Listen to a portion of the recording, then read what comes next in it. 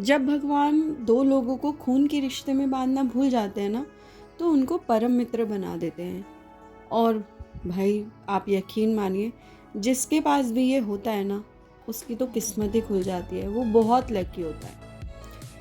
Hello everyone, how are you all? I hope you all doing well. Welcome back to my channel and my another event blog. तो कैसे हैं आप सब? उम्मीद करती हूँ आप लोग अच्छे होंगे, बेहतर होंगे, मस्त होंगे, स्वस्थ होंगे, अपना ख्याल भी रख रहे होंगे। तो आज मैं जा रही हूँ एक रोका सेरेमनी को होस्ट करने के लिए। और ये मैंने आज ड्रेस पहनी थी और इस पर मैं ये 2 बेल्ट्स लगा के देख रही थी। बेल्ट मेरे पास बहुत सारी हैं, लेकिन ना जल्दी जल्दी में जो हाथ में आता है बस वही उठा लेती हूँ, क्योंकि टाइमिंग थोड़ा कम होता है। तो ये दोनों मैं देख रही थी ऐसे लगा के, तो वो वाली मुझे खास ज़्यादा अच्छी नहीं लगी, ये वाली मुझे ठीक लगी, तो मैंने इसी के साथ कंटिन्यू किया। तो आप बताइएगा कि दोनों में से कौन सी अच्छी लग रही थी। वैसे मुझे पता नहीं है कि जो अभी दूसरी वाली बेल्ट मैंने लगाई थी वो इस तरह से लगा सकते हैं या नहीं। मुझे लग रहा है कि शायद वो मेरे साइज़ के हिसाब से नहीं है, मैं समझ नहीं पा रही हूँ। थोड़ा किसी को समझ आ रहा हो तो प्लीज़ बता देना मुझे। ओके, तो यहाँ पे मैं रेडी हो रही थी और अभी जो सबसे मुश्किल जो टाइम है, मतलब काम है, सबसे मुश्किल काम है, जो मुझे पहले तो इम्पॉसिबल ही लगता था कि मुझसे हो भी पाएगा, लेकिन ऐसी बहुत सारी चीज़ें हैं। लाइक अभी तो मैं आईलैशेस की बात कर रही थी। आईलैशेस मुझसे बहुत, मतलब मुझे ऐसा लगता था यार मैं तो लगा ही नहीं पाऊँगी ऐसा करके, लेकिन अभी लगा लेती हूँ। जब मुझे मेकअप नहीं करना आता था, मैं ऐसी नॉर्मल मेकअप कर लेती थी, तब मुझे मेकअप के लिए भी ऐसा ही लगता था। वो तो धन्य हो हमारी बहन का कि उन्होंने हमें इस काबिल बना दिया कि आज हम खुद का मेकअप खुद कर लेते हैं। तो यहाँ पर मैं हो रही थी रेडी और उसी ने मुझे ना बहुत बहुत इंकरेज किया हर चीज़ के लिए, मेकअप के लिए भी, बहुत सारी चीज़ों के लिए। और आईलैशेस के लिए भी वो मुझे हमेशा यही बोलती थी कि लगाएगी तो हो जाएगा, जब तक नहीं लगाते तब तक लगता है, जब खुद लगाने लग जाते हैं तो हो जाता है। ऐसा कर करके उसने मुझे इतने सारे काम सिखा दिए। But boss, thanks to her, thank you so much बहना। और इसी के साथ यहाँ पे मैं रेडी होके निकल गई थी अपने इम्पॉसिबल काम को पॉसिबल करते हुए। और आज का वेन्यू था ओपुलेंट बाय मिराया। ये भी मिराया की ही ब्रांच है। और मिराया में जिनके मैं थ्रू जाती हूँ, जो मुझे बुलाते हैं, उन्हीं के थ्रू मैं यहाँ पर भी गई थी। और ये थे हमारे आज के होने वाले ग्रूम के फादर। हाँ, मैं इनको नहीं जानती थी, तो मैंने एंटर किया तो उन्होंने मुझसे पूछा, you are the anchor? I am like हाँ, यस सर। तब उनसे मेरा इंट्रोडक्शन हुआ और he is very nice person. और ये है हमारे यहाँ के जो इवेंट टीम है उसके टीम मेंबर हैं। तो यहाँ पे मैं पहुँच गई थी अपनी कर्मभूमि, अपने वेन्यू पर, और जा रही थी अपने बैंक्वेट की ओर, जहाँ पर आज का फंक्शन था। और देखिए, आज के टाइम पर जब ऐसे ऐसे नाम मैं देखती हूँ ना, मुझे बड़ा अच्छा फील होता है। अभिराज, लड़के का नाम था अभिराज, जो ग्रूम था उनका नाम था। और मतलब कि दोनों की बहुत कम एज लग रही थी मुझे, आई डोंट नो कि कितनी थी, बट दोनों की बहुत कम थी। और ब्राइड का नाम था कशिका और ग्रूम का नाम था अभिराज। और they are very sweet by nature, by personality, और their family is also very nice. So काफ़ी इन्जॉय किया हमने। और ये बैंक्वेट है, यहाँ पे मैं पहुँच गई थी। यहाँ पे इस वाले मिराया में मैं फ़र्स्ट टाइम ही आई थी। दूसरे वाले मिराया में मैं अक्सर जाती रहती हूँ और वहाँ का भी मैं व्लॉग्स अपलोड कर चुकी हूँ। और यहाँ पे इस वाले में मैं फ़र्स्ट टाइम आई थी। और आपका भी कोई मतलब बहुत ज़्यादा जैसे वेडिंग ना हो, तो वैसे वेडिंग में भी अगर गैदरिंग आपकी उतनी ज़्यादा नहीं है तो आप इसको ट्राई कर सकते हो। बट रोका, एंगेजमेंट और भी जो फंक्शंस, काफ़ी सारे फंक्शंस होते हैं, उसके लिए भी आप चेकआउट कर सकते हो अगर आपको चाहिए तो। अच्छा बैंक्वेट था, मुझे अच्छा लगा। और कभी आपको कोई भी फंक्शन करना है तो आप यहाँ पर कर सकते हो। एंड यहाँ पर अब आप सोच रहे होंगे कि मैं तो इवेंट पर बैंक्वेट में हूँ, तो मैं पंखे से, फ़ैन से हवा क्यों कर रही हूँ? इसके पीछे एक रीज़न है। जब मैं पहुँची थी, ये रोके का फंक्शन था। मुझे एज़ यूजुअल हमेशा की तरह, क्लाइंट्स चाहे कोई भी हो, डायलॉग सेम, थोड़ा सा जल्दी शुरू होगा। हालांकि ये मुझे कभी इतना परेशान नहीं करते हैं और ना ही ज़्यादा इतना बोलते हैं कि नहीं आपको जल्दी आना, ये वो। बस वो एक ही बार बोलते हैं थोड़ा सा टाइम से आ जाना, तो मेरा फ़र्ज़ है टाइम से जाना। तो तब तक ना वहाँ पे जब मैं पहुँची थी तभी उन्होंने AC ऑन किए थे। और मेकअप के बाद ना ब्रो बहुत पसीने आते हैं। मेकअप के बाद बहुत पसीने आते हैं और गर्मी भी ना ज़्यादा लगती है, क्योंकि ड्रेस होती है, हैवी हैवी ड्रेसेस होती हैं, मेकअप की भी। हालांकि मैं मेकअप सिंगल बेस लगाती हूँ, मैं उसके नीचे कंसीलर, फाउंडेशन, नथिंग, मैं सिंगल बेस लगाती हूँ। बट फिर भी मेकअप तो मेकअप ही है ना, लगता तो है ही है। मैं बिल्कुल सिंपल रहने वाली लड़की हूँ।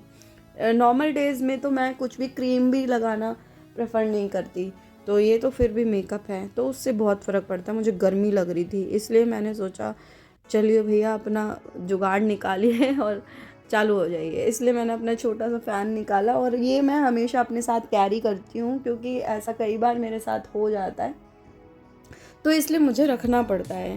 तो काफ़ी हेल्प भी मुझे उससे मिलती है। और या फिर उसके बाद हम लोग, ये है अक्षिता, यानी कि कशिका की फ्रेंड, जो ब्राइड है उसकी बेस्ट फ्रेंड है।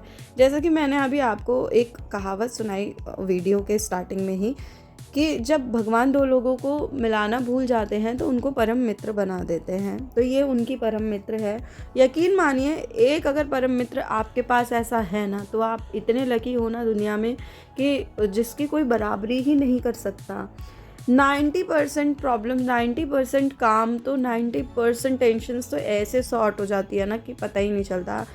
खैर, मैं बहुत बहुत बहुत बहुत लकी हूँ, प्लीज़ टच वुड नो नज़र, कि मेरे पास ऐसा परम मित्र है। अब से नहीं, 3rd स्टैंडर्ड से है, जब मैं खुद 3rd स्टैंडर्ड से पढ़ती थी। और फ्रेंड्स के मामले में थोड़ी सी मैं लकी हूँ। जैसे कि मैं देखती हूँ हर कोई बोलता है अरे ऐसे तो दोस्ती नहीं है, मेरे तो ऐसे दोस्ती नहीं है।